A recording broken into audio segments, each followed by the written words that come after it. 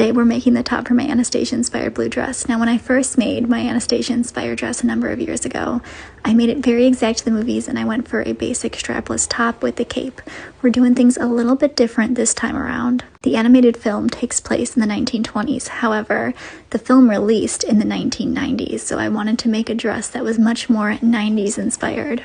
I make and wear a lot of strapless gowns, so instead I wanted to make a mock turtleneck and have this be a two-piece set because the 90s to me were all about two-piece sets. Every time I go to the thrift store and I'm thrifting 90s stuff, a lot of two-piece sets.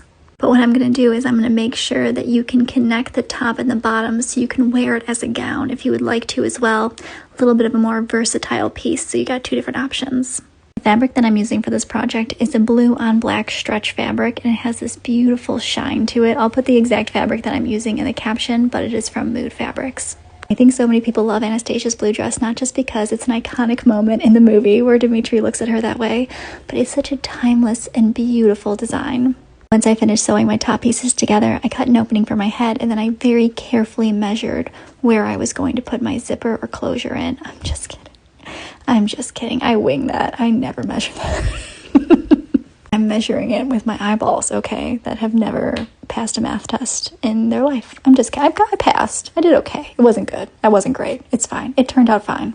Now we gotta try on both the skirt and the top to see how I can connect them and measure them up so they line up perfectly both as a two-piece set and as a dress. The pattern that I made for the skirt is very simple. It's comprised of 3 sections, a front, a back, and then a big rounded triangle for the train.